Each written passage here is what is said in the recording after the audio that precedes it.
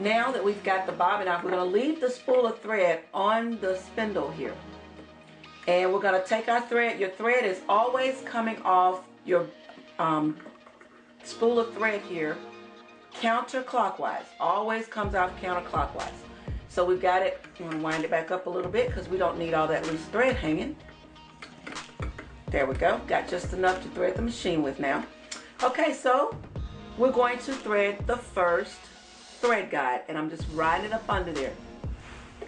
Now here's a close-up of me putting that thread under my guide number 1. See, I'm just sliding it right under guide number 1, and I'm ready for guide number 2. Now I just threaded guide number 1. Here, remember, is my guide number 2, so my thread rides right between there, and I'm ready for guide number 3. Now here is my guide number 3. So I'm going to run the thread just under guide number 3. Now here's a close-up of guide number 3. The thread rides right up under 3, and now it comes back up and ready for guide number 4. Now we've threaded guide number 3. We're going to bring the thread up and thread guide number 4, and it wraps around and it goes under the little cut there and ends up in the little hole. As you can see, the thread coming out of the little hole. Now we're ready to come down for guide number 5. So now here the thread is coming out of guide number 4, and we're going to come down and get ready for guide number 5. And it just kind of wraps over on guide number 5. Here's a close-up look at guide number 5 being threaded, and it's a little loop here. So I'm turning my thread horizontally so that I can slide it on top of the loop, and it just rides right inside the opening here. Now we're ready to thread guide number 6. Now, as you remember in chapter 1, we talked about the guide number 6. It has a little loop on the left and a little loop on the right. And we mentioned this is for if you have 2 threads coming down, one will go to the left, one will go to the right. In this case, it doesn't matter. Whichever one you'd like to put your thread in, you can do so, but I'm accustomed to the left side. So I'm going to take my thread and I'm going to wrap it and hook it right there on the left-hand side. So now we're ready to thread the needle. Now we're ready to thread the needle.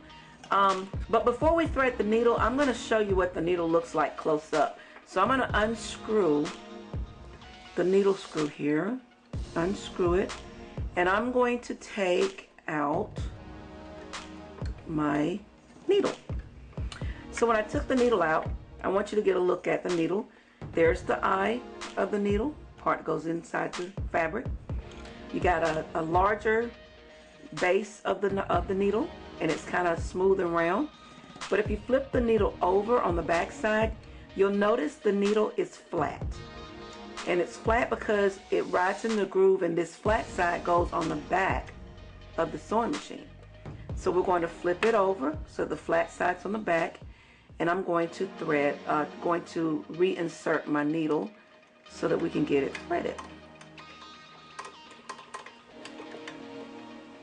There we go. Okay, now we've got it threaded. At this point in time, it's a habit for me to take my threads and always cut my thread right as I'm about to start threading my needle, because sometimes the threads get a little frayed at the end, and if they get frayed, it's kind of hard to thread the needle when the needle is not nice and smooth. So I'm going to thread my needle, and what I like to do, because it is kind of hard seeing the hole of the needle because you got all this silver here, and the needle's silver, so it's kind of hard to see the hole. But what I like to do is I like to put my finger behind the needle so that I can see the hole. That way I can ride the thread through. Oops, came undone there. As we mentioned, put my finger behind the needle so I can see the hole, and that way I can put the thread through. And as the thread comes through, I take my right finger and press up to it so it doesn't come undone, and in that way I can pull my thread out, and my needle is threaded.